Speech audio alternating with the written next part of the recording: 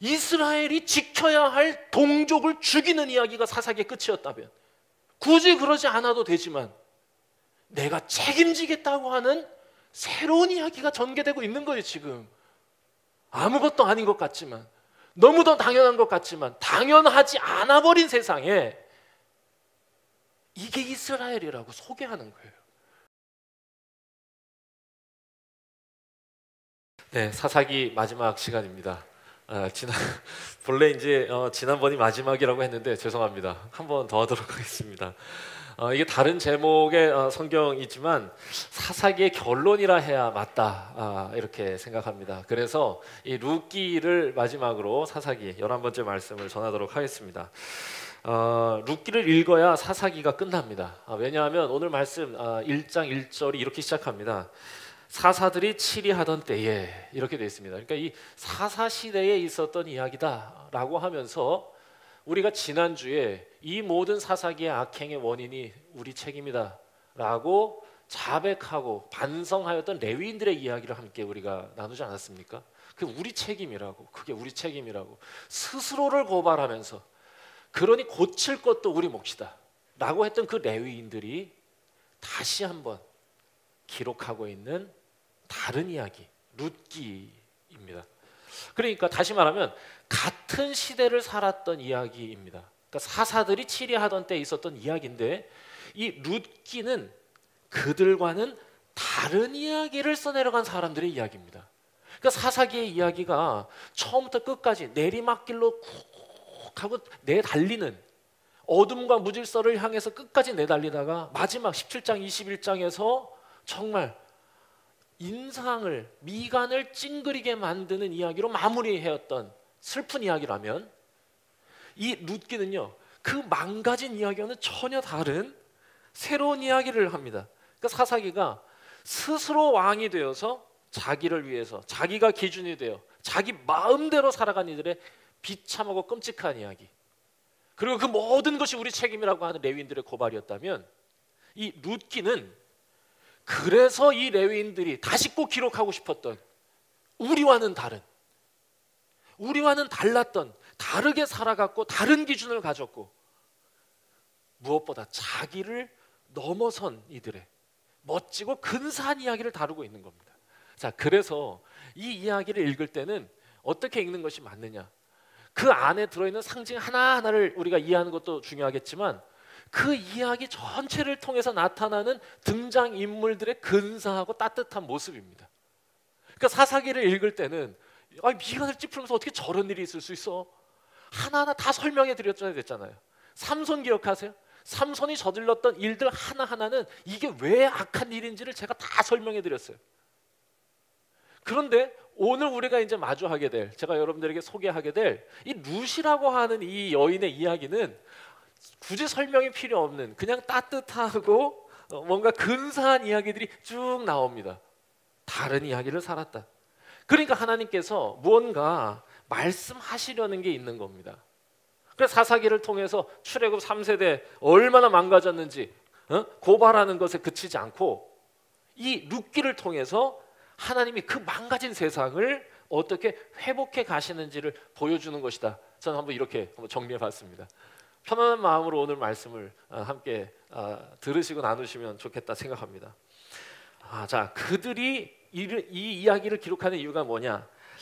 자신과 다르게 살았던 그 레위인들이 자신과는 다른 삶을 살아서 새 시대를 여는 도구로 쓰임 받은 한 가정을 하나님께서 지켜보고 계셨다는 것을 기록하고 있는 거예요.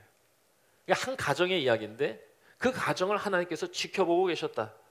자, 하나님은 그럼 어떤 가정을 주목하고 계셨는가라고 하는 것이 이 룻기 전체의 이야기를 통해서 우리가 봐야 될 부분이라 생각합니다. 한국교회 3세대를 살아가고 있는 저희들에게 전해주시고자 하는 메시지가, 눈여겨보아야 할 교훈이 있다고 저는 생각합니다. 자, 오늘 이야기의 주인공 룻이라고 하는 이방 여인입니다.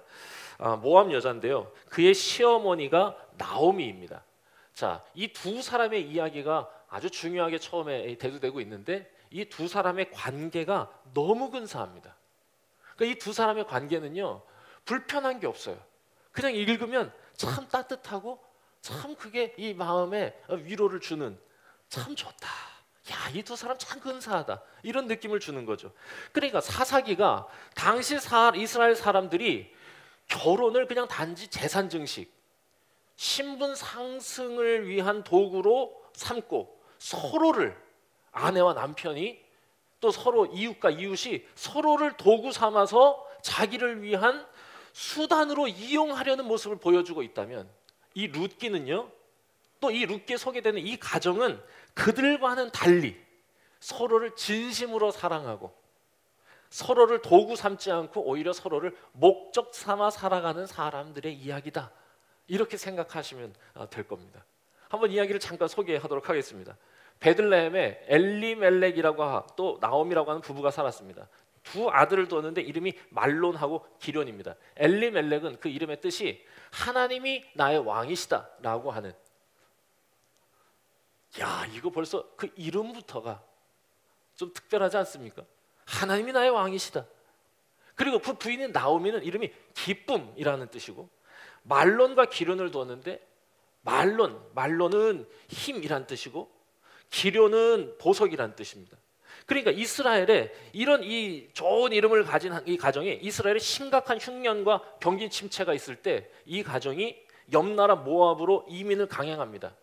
처음 이민을 갔을 때 나름 성공적인 이민 생활을 하는 듯 했습니다. 그런데 이내 위기가 찾아왔습니다. 남편 엘리멜렉이 죽은 겁니다. 야, 잘 살아보겠다고 이민 갔는데 남편이 죽었어요. 그래도 나오미 자신의 이름의 뜻처럼 기쁨을 잃지 않으려고 노력했고 포기하지 않고 억적같이 살았습니다. 이민 생활 10년 만에 두 아들 말론과 기론도 많이 성장했고, 그곳에서 어느 정도 정착하면서 괜찮은 모압 여자 오르바와 룻에게 장가도 보냈습니다. 이 두 사람이 다 이 아들들이 결혼하는 걸 보면서 그간의 고생이 다 보상받는 것이라 생각했습니다. 자, 그런데 이 기쁨도 잠시 한순간 산상조각나 버려요. 기쁨이라는 이름이 무색하게 두 아들이 사고로 바로 죽은 겁니다. 결혼하자마자 두 아들이 죽어버렸어요. 그러니까 이 남은 건 어떻게 되냐? 나오미. 남자들은 다 죽고 나오미랑 아까 얘기한 오르바 그리고 룻, 이렇게 여자 셋만 남아버린 겁니다. 더 이상 모압에 머물 이유가 없어진 거예요. 이 나오미가. 마침 또 자기가 떠나왔던 자기 고향이 경기가 많이 회복됐다고 하는 소식이 들려옵니다. 그래서 마음에 결심해요, 이 나오미가. 자, 여기까지가 배경입니다. 그래서 이렇게 결심을 하면서 그래, 이젠 돌아가야겠다.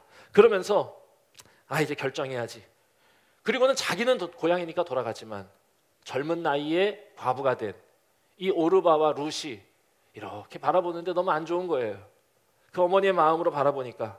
그래서 이 며느리에게 이렇게 권합니다. 새 출발해라. 아이도 없이 과부가 됐으니 다른 남자 만나라, 이런 겁니다. 근데 이게 왜 이런 배경이 있냐? 당시에는 고엘이라고 하는 제도가 있었어요.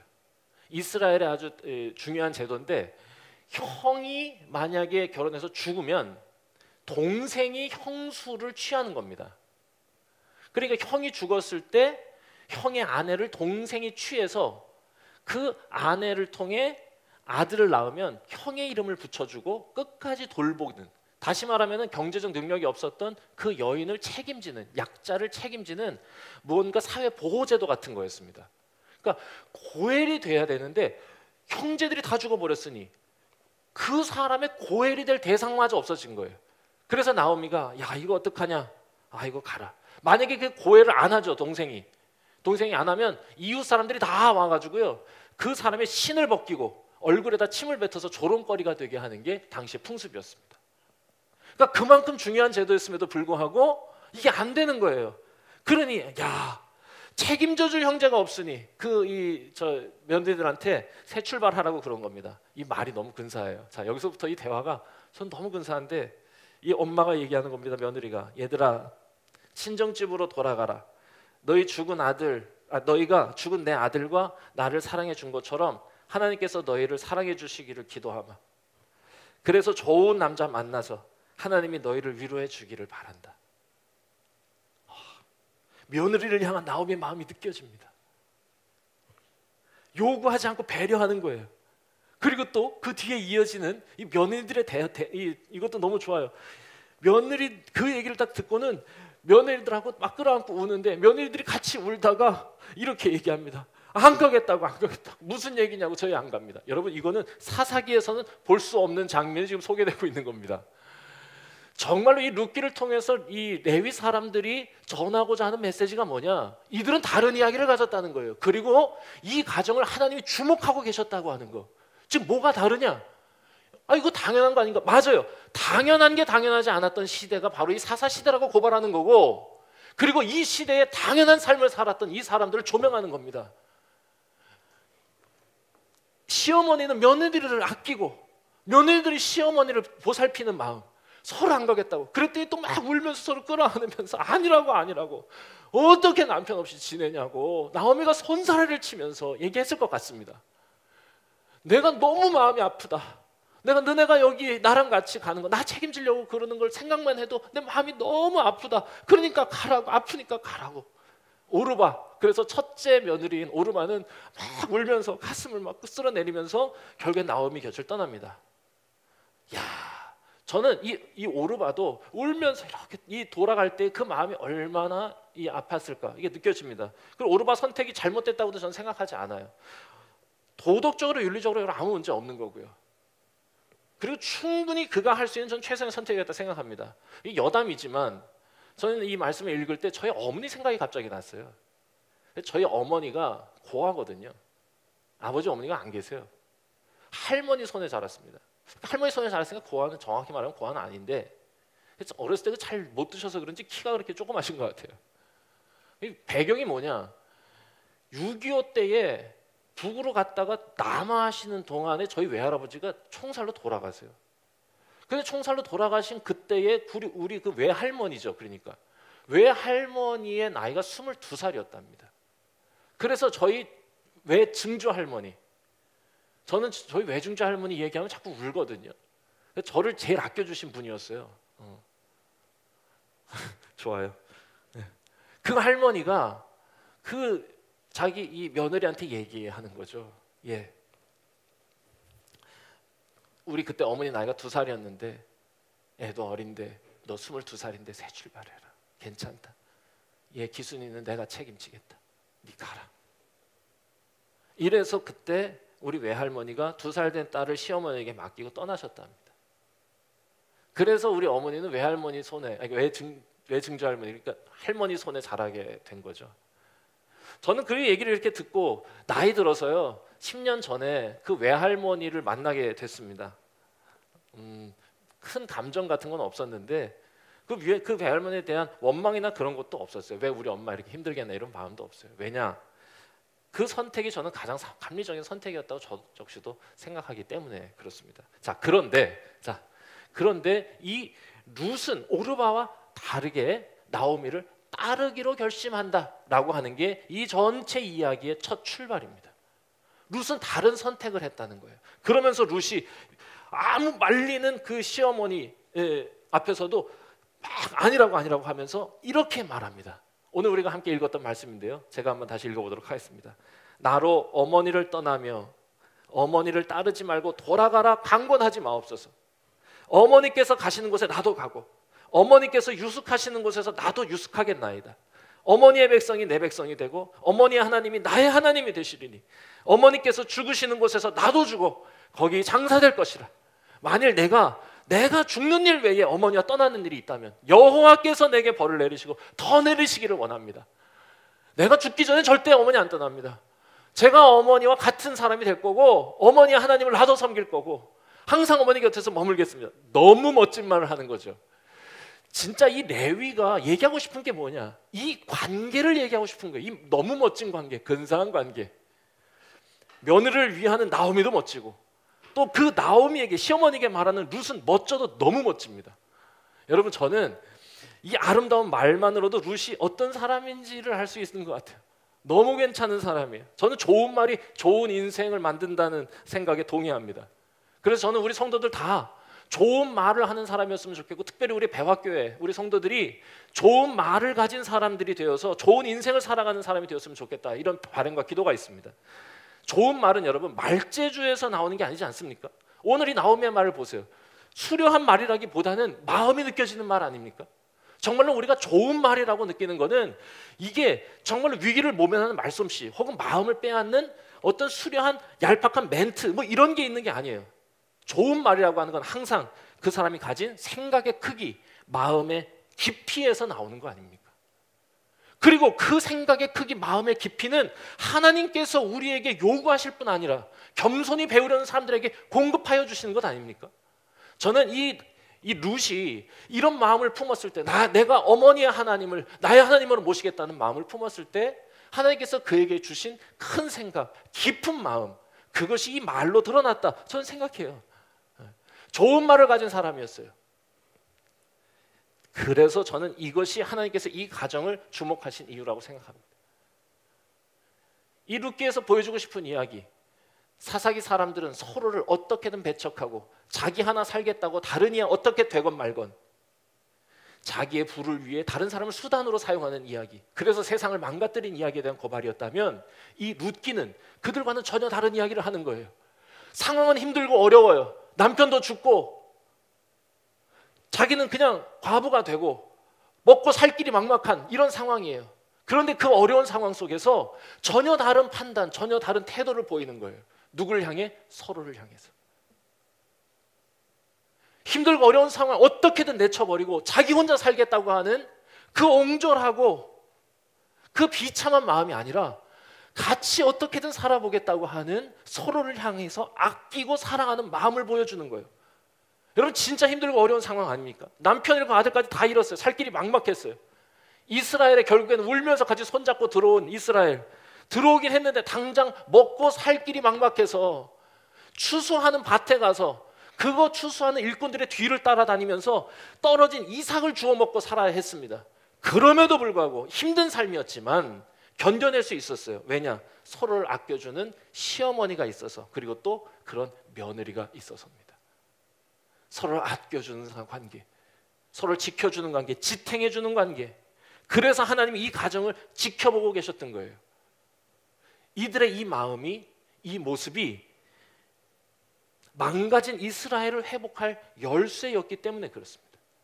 이 마음이 이스라엘이 회복되는 출발점이라고 여기신 거예요. 저만이에 살던 마음이 이스라엘을 망가뜨렸다면 서로를 위하는 마음이 이 이스라엘을 회복할 것이라는 거죠. 출애굽 3세대에게 또 오늘 한국교회 3세대를 살아가는 우리에게도 이야기하시는 거예요. 이건 아주 쉬운 얘기 같지만 실은 우리가 실천하기 너무 어려운 이야기이기도 해요. 우리 힘으로 할 수 있는 것 같지만 실은 하나님이 공급해 주시는 마음이 없이는 우리 인간 중에 누구가 자기라고 하는 감옥을 깨뜨릴 힘이 있겠습니까? 나는 아니라고 자신할 수 있는 사람이 어디 있겠습니까? 우리는 가만 내버려 두면, 힘쓰지 않으면 온통 자기를 위해서 살아가는 그런 존재들 아닙니까? 나를 위해서 선택하고 나를 위해서 판단하고 나에게 이익이 될 것이 무엇인가를 계산하기 시작하지 않습니까? 그런데 그래서 망가뜨린 이 세상, 하나님이 고치시기 원하셔서 어떤 가정을 주목하고 계셨는데 그 가정이 바로 룻의 가정이었다라고 레위가 우리보다 훨씬 훌륭한 가정이라고 소개하는 가정의 이야기. 서로를 위해서 마음을 아끼지 않는 거예요.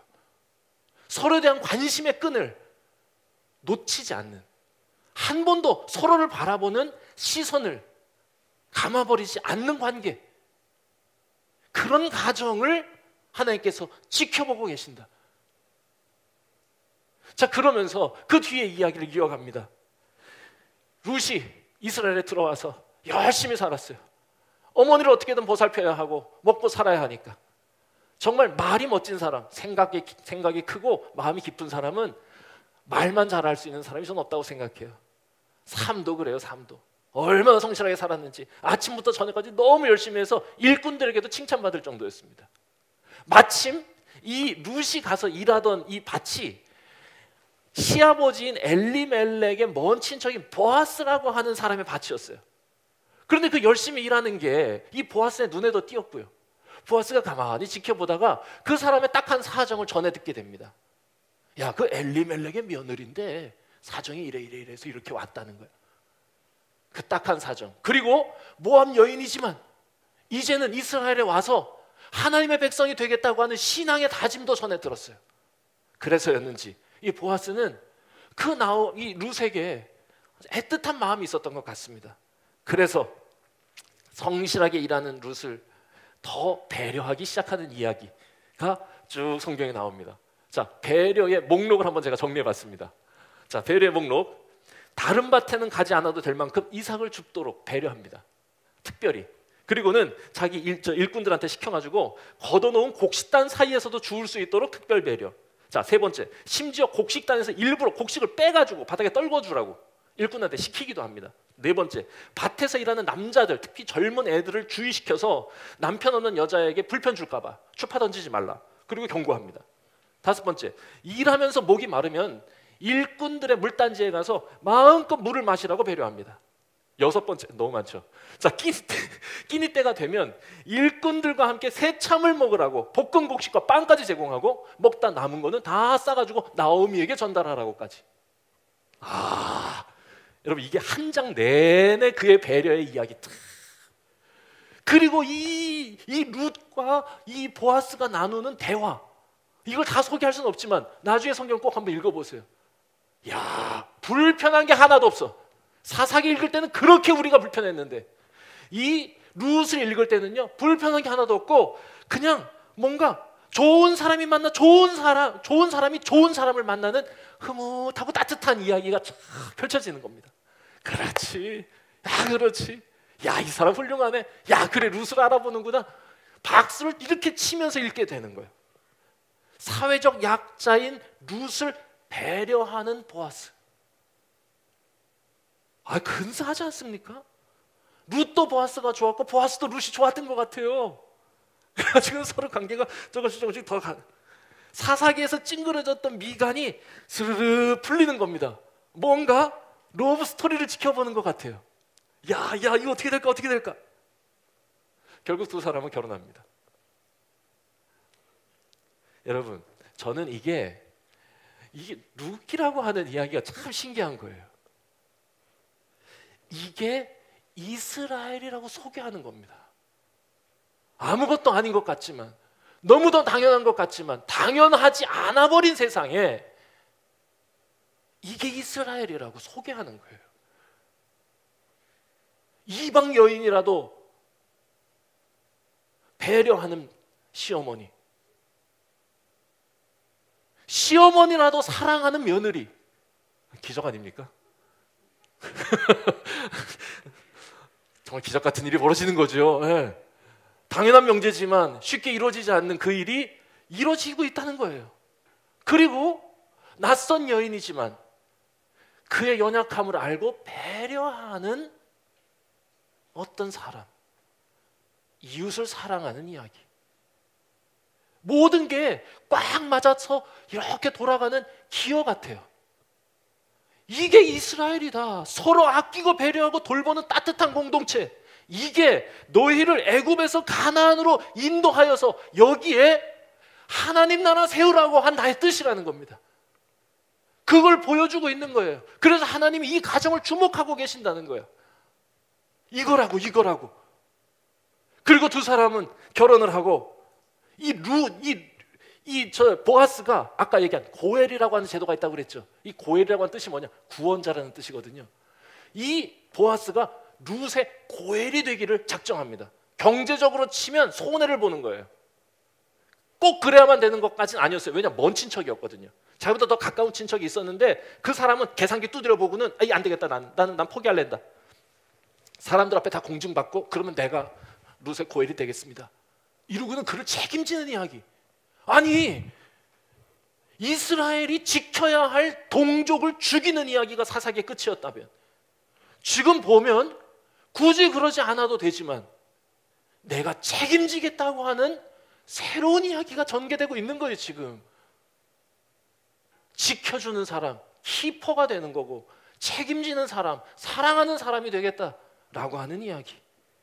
자, 여기에서 이야기가 마무리돼도 이야기의 구성상 나쁘지 않습니다. 이게 이스라엘이다 라고 보여주는 것만으로. 그런데 이 룻기는 그 마지막에 방점을 찍고 있어요. 그게 뭐냐?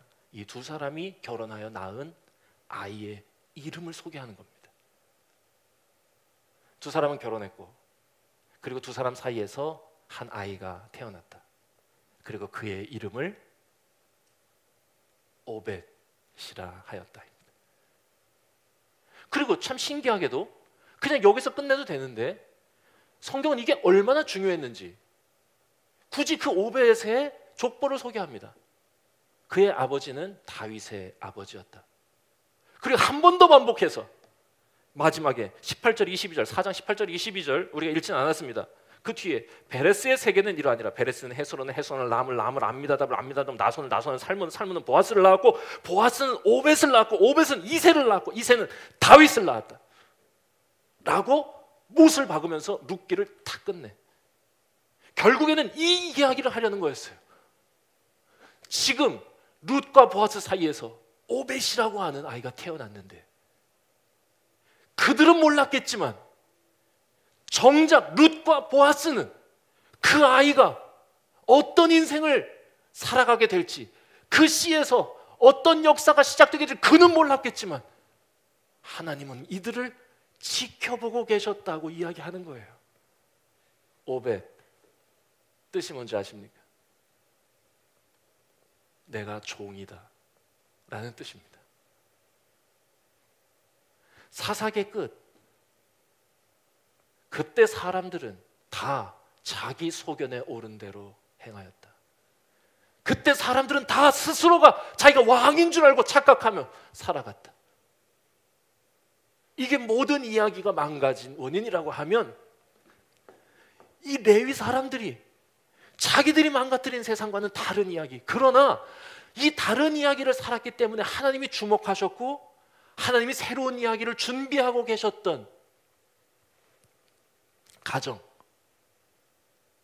어떤 가정이었냐?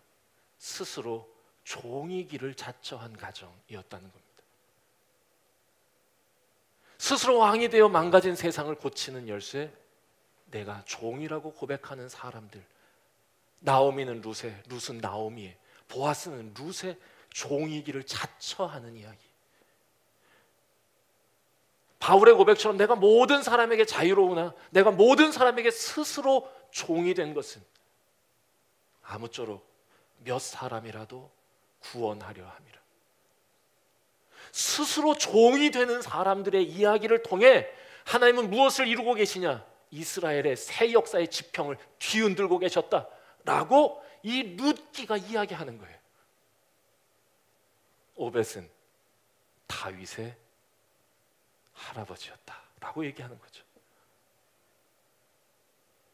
나는 종이라고 이야기하는 이 가정, 이스라엘의 새 역사를 여는 출발점이 되었다. 하나님은 그 가정을 주목하고 계셨다. 사사기의 이 어두운 이야기를 종식시키고 하나님의 빛나는 새 이야기를 열어갈 열쇠, 내가 종이라고 고백하는 가정이 되는 겁니다. 저는 오늘 우리 함께 예배 드리는 코로나를 뚫고 오신 여러분들과 함께 나누고 싶은 이야기, 하나님이 주목하시는 가정이 되기를 소망하는 것입니다. 서로가 서로의 종이 되기를 다짐하는 겁니다. 옆에 만약 부부가 같이 앉아 계시다면 서로 은근슬쩍 한번 손을 한번, 너무 오래 잡으면 어색하니까요. 서로 다짐해 보시죠. 내가 당신의 종이 되기를 원합니다. 쉽지 않습니다.